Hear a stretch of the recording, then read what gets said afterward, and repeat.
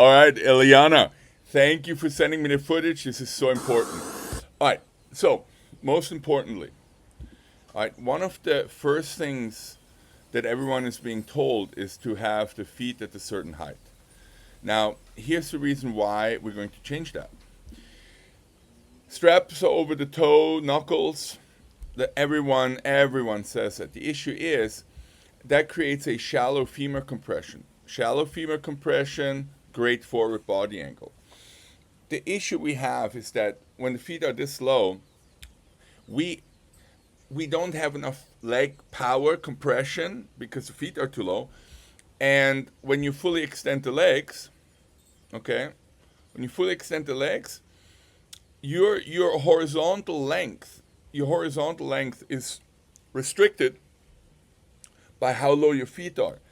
Concept 2 built the footboard at a certain height, and everybody's supposed to put their strap over the toes, which really fits mostly nobody, the way that is set up. So here's what we're going to do. You're going to bring the feet up. You're going to bring the feet up to hole number 0. If hole number 0 is too high, no problem. Start going down.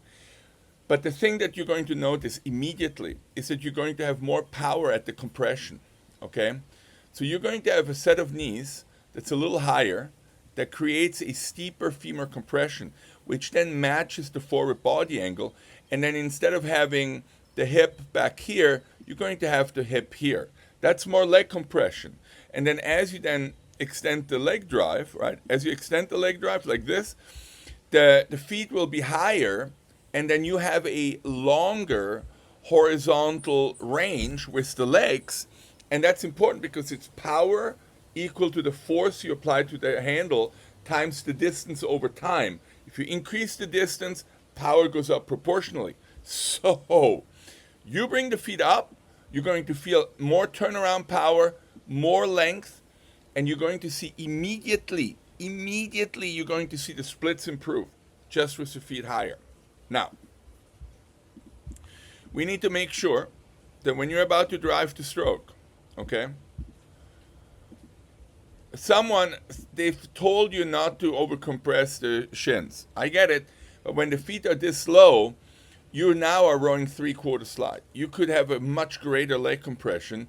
With the feet higher, you won't have that issue at all of overcompressing the shins. You are actually going to be able to bring the handle all the way to the frame without overcompressing the legs. And that's huge because this gives you this much more length to accelerate the flywheel. Believe me, it's going to be amazing. Get the handle there, get the feet up, and it's going to obliterate your current splits. So now comes something really important as well. So when you roll into the full compression, right? That's your full compression because your knees don't go any further, right?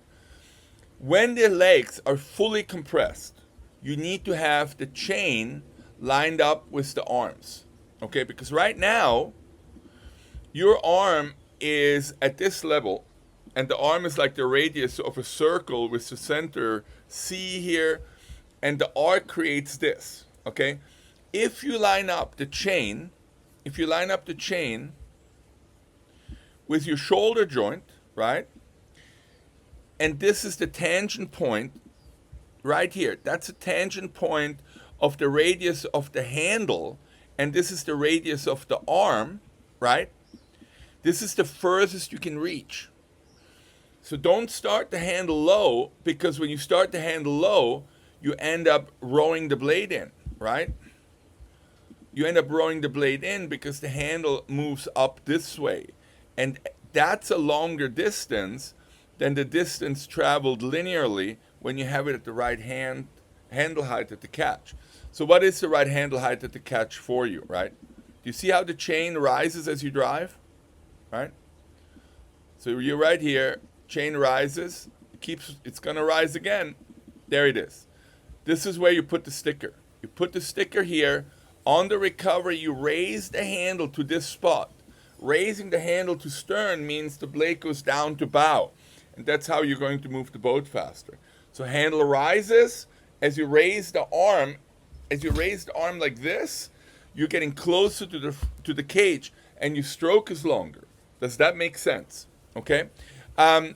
We will talk about your layback later. Okay, because you have to understand there's so much layback, takes a lot of time to get back over, and when the head is at this height here, and to get the head up, right?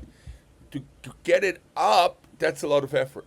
So we'll talk about feet out rowing and making sure that you don't have too much layback, which will not affect your splits at all. They probably told you stay long at the finish to have a longer drive, but when the chain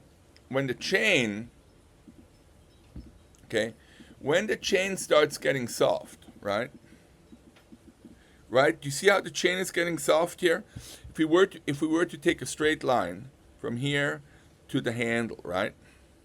Do you see how the chain gets a belly? The chain is pretty straight here. Then you keep pulling, and then the chain starts getting a belly. As soon as the chain gets a belly, you lost the connection to the acceleration. We'll fix that. Don't worry about it. Have a look at this. I think you can only train once per day because you have rowing in the morning. Just double check that with me, that you can only train once a day. How much you want to train on your own, 45 minutes, 70 minutes, let me know about that as well. Another thing that's important to do is a lactate test, a aerobic threshold test.